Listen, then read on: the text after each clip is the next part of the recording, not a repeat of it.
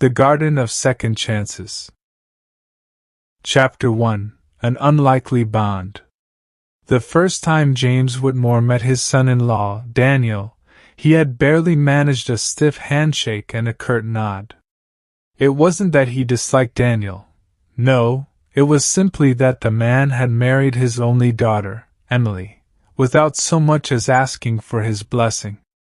In James's old-fashioned world, that was a slight he wasn't sure he could forgive. Daniel, on the other hand, had tried.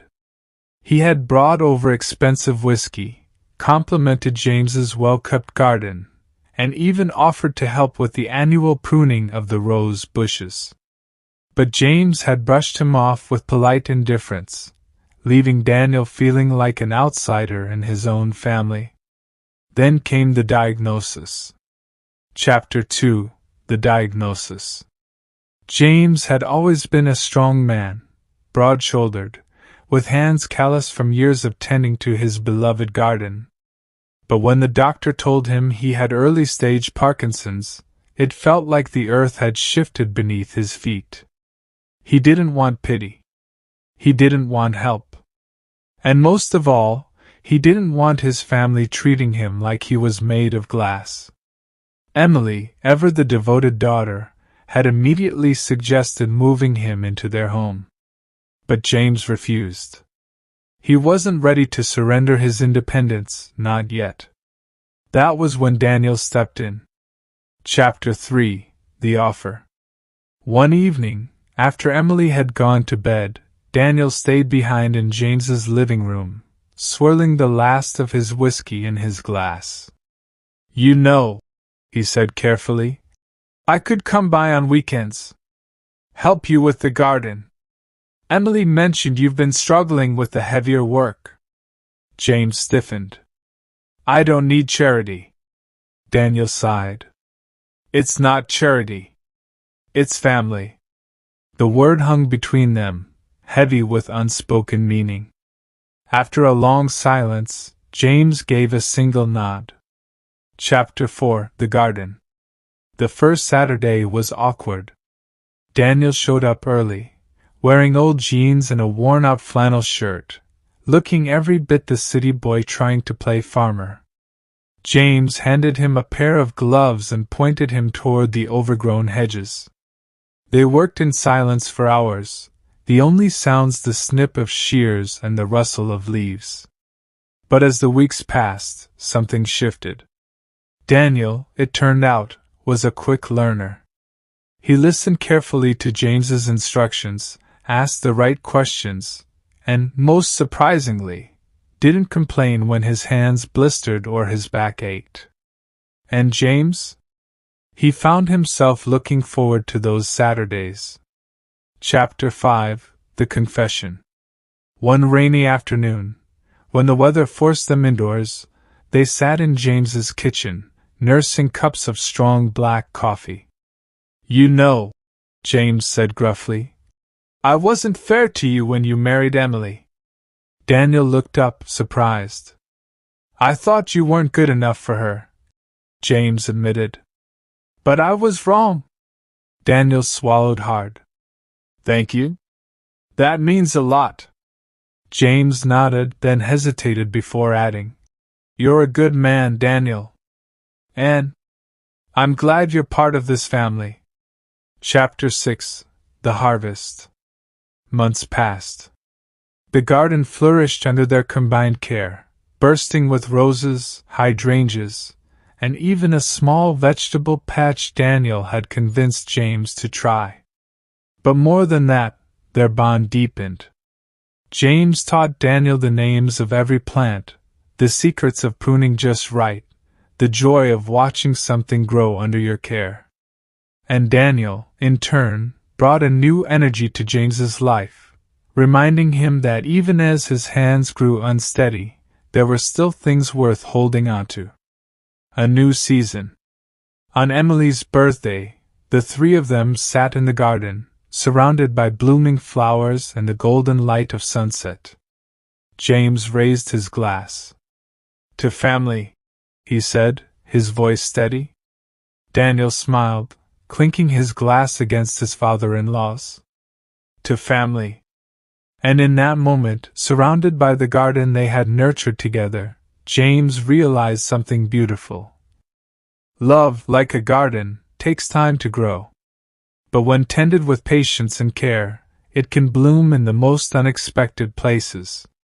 Chapter 7: The Storm. One evening, as the sky darkened with rolling thunderclouds, Daniel received a call from James. His voice was strained, almost embarrassed. "The shed roof, it's leaking. I tried to patch it up, but..." A pause. "I could use an extra pair of hands." Daniel didn't hesitate. He grabbed his toolbox and drove through the downpour, arriving to find James struggling with the tarp, his movements unsteady. Without a word, Daniel took over, securing the cover before the rain could ruin the bags of soil and gardening tools inside. Afterward, soaked and breathless, they stood under the porch awning, watching the storm rage. James exhaled sharply. "Damn body won't listen to me anymore." Daniel wiped rainwater from his face. "Then let it listen to me instead." James looked at him, really looked at him, and for the first time, he didn't see the man who'd taken his daughter away. He saw the man who'd shown up in the storm. Chapter 8: The Letters. While helping James reorganize the cluttered attic, Daniel found a dusty box tied with twine. Inside were dozens of letters, all addressed to Clara, James's late wife, Emily's mother. James froze when he saw them. "Forgot those were up here." Daniel handed him one. "She kept them?" "Every one." James's thumb brushed the faded ink.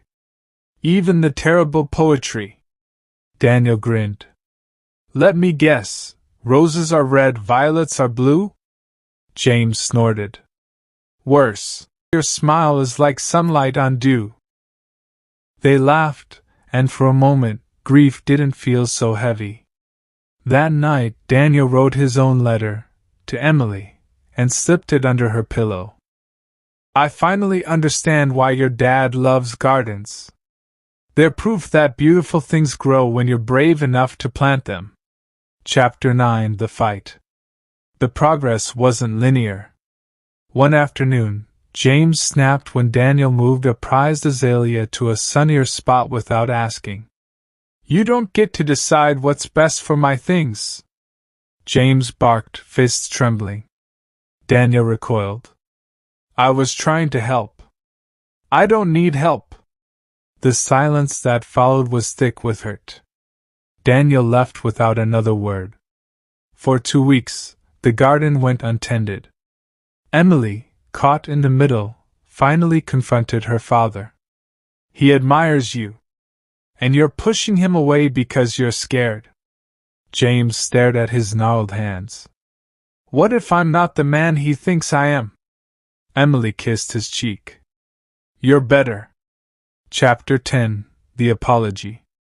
Daniel returned with a sapling, a rare white dogwood, Clara's favorite. He found James on the porch, shoulders slumped. "I overstepped," Daniel said. "But I'm not giving up on us." James sighed. "Neither am I." He nodded toward the yard.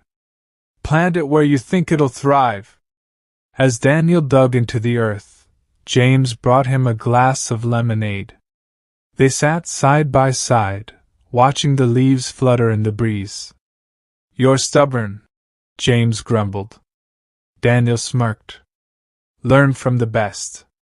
Chapter 11: The Harvest Festival.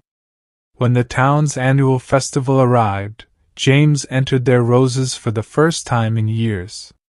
As the judge pinned a blue ribbon to Clara's blush, a hybrid he'd bred decades ago, Daniel whooped louder than anyone.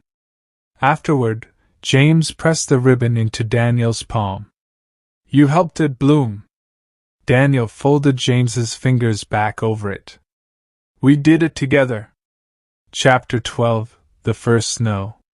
Winter came, and with it, James's worsening tremors. One morning, he couldn't button his coat.